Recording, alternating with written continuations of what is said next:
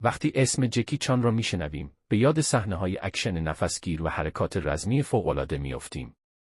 اما کمتر کسی می‌داند که او برای رسیدن به این موفقیت بزرگ، سالها سختی، شکست و تلاش را پشت سر گذاشت. جکی چان در سال 1954 در هنگ کنگ به دنیا آمد. خانواده او وضعیت مالی خوبی نداشتند و زندگی ساده‌ای را سپری می‌کردند. پدر و مادرش برای تأمین هزینه‌های زندگی مجبور بودند ساعت‌های طولانی کار کنند. جکی از کودکی بسیار پرانرژی و شیطان بود. به همین دلیل والدینش او را به مدرسه هنرهای نمایشی چین فرستادند. زندگی در این مدرسه آسان نبود. دانش آموزان از صبح زود تا شب تمرین می‌کردند. آنها باید هنرهای رزمی، بازیگری، آواز و حرکات آکروباتیک را یاد می‌گرفتند. سالها تمرین سخت باعث شد جکی مهارت‌های فوق‌العاده‌ای به دست آورد. اما با پایان تحصیلاتش پیدا کردن کار آسان نبود. او مدتی به عنوان بدلکار در فیلم‌ها فعالیت کرد و صحنه‌های خطرناک را انجام می‌داد. در آن دوران بروس لی بزرگترین ستاره فیلم‌های رزمی بود. جکی چان نیز در برخی از فیلم‌های او به عنوان بدلکار حضور داشت.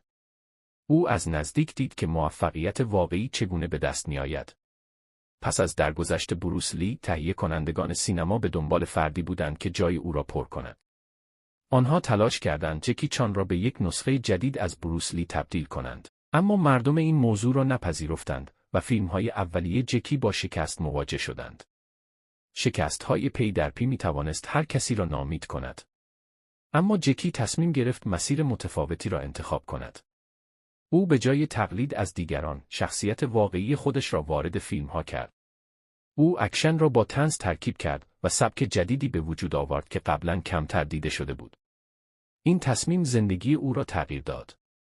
فیلم‌هایش به سرعت محبوب شدند و مردم عاشق سبک خاص او شدند. جکی چان برخلاف بسیاری از بازیگران، بیشتر صحنه‌های خطرناک را خودش انجام می‌داد. او بارها در فیلم برداری آسیب دید. بینیش چندین بار شکست.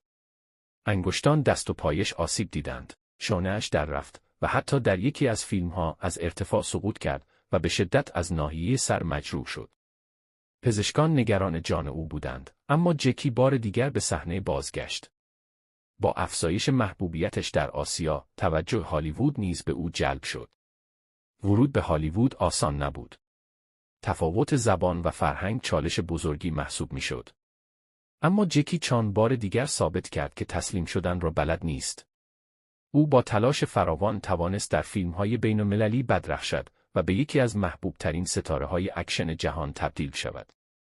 میلیون‌ها نفر در کشورهای مختلف فیلم‌های او را تماشا کردند و نامش در سراسر دنیا شناخته شد. اما چیزی که جکی چان را از دیگران متمایز می‌کند فقط موفقیت یا شهرت نیست. او نشان داد که شکست پایان راه نیست. هر بار که زمین خورد، دوباره بلند شد و به مسیرش ادامه داد. داستان زندگی جکی چان یادآوری می‌کند که موفقیت متعلق به کسانی است که حتی در سخت‌ترین شرایط نیز دست از تلاش برنمی‌دارند. شاید او بارها شکست خورد، اما هرگز اجازه نداد شکست‌ها آینده‌اش را تعیین کنند. همین پشتکار بود که از یک پسر فقیر در هنگ کنگ یک اسطوره جهانی ساخت.